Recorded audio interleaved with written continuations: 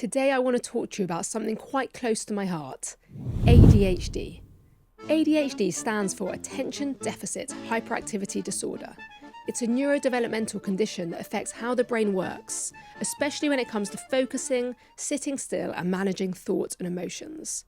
People with ADHD might get distracted easily, feel full of energy, or act on impulses quickly.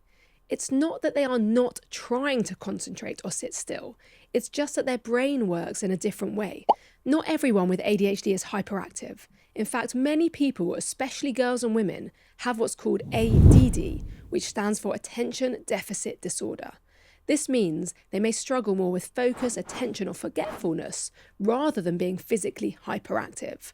Because of this, I feel that the term ADHD can sometimes be confusing or misleading. Everyone's experience of ADHD is different, and understanding those differences can help individuals find a way to use their strengths and to better support themselves or others. For me, this topic is quite personal because my eldest son was diagnosed with ADHD when he was 10 years old. We realised something was up with him over COVID when he was just totally unable to engage with homeschooling. I suppose I'd never witnessed him in this setting before, and I realised it wasn't that he wasn't trying, he was just unable to sit still and engage in any of the learning. So we went through the diagnosis process, which can be quite a long time in the UK, but we were very lucky and we got seen pretty quickly. And to be honest, the diagnosis came with a mix of emotions, relief, clarity, and I suppose at the time a lot of unknowns. But what's amazed me is how understanding his brain, finally having a name for the way he experiences the world, has totally empowered him. The day he was diagnosed, we were recommended a book called ADHD is Our Superpower. I remember ordering it that afternoon from Amazon, and he read it every night before bed for nearly 3 months. And I could totally see the shift in him. Instead of feeling like something was wrong with him, he started to see that what made him different could also make him brilliant. Even now, 4 years on, that book still sits on his bedside table and he goes back to it whenever he needs a reminder.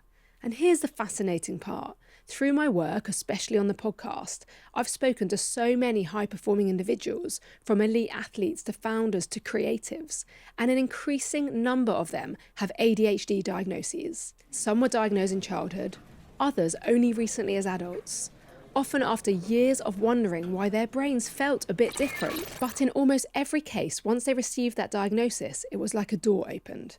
Things started to make sense. They could stop masking, and they could work with their brain instead of fighting against it. ADHD isn't a lack of focus, it's a different kind of focus. It's passion, hyperfocus, energy, creativity.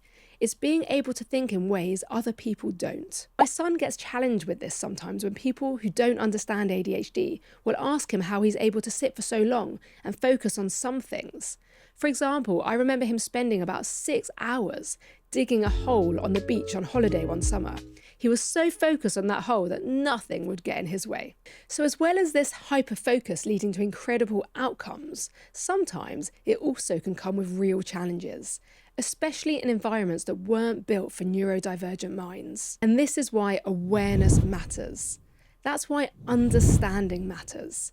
Whether you're a parent, a teacher, a manager, or someone wondering about your own brain, it's so important we start reframing ADHD, not as a problem to fix, but as a strength to understand. Watching my son begin to understand himself has been one of the most powerful things I've witnessed. It's changed how he sees his own potential, and it's changed how I show up as a parent. And through the lens of my podcast conversations, I've seen it time and again. Some of the most resilient, driven, innovative people I've interviewed have ADHD, and they credit it as a big part of what makes them who they are. So if you're someone who's just starting to explore ADHD, either for yourself or someone you love, know this. It's not something to be afraid of. It might just be the key to unlocking your unique brilliance. Thanks for listening. And if this resonated, or if you have a story to share, I'd love to hear it in the comments below.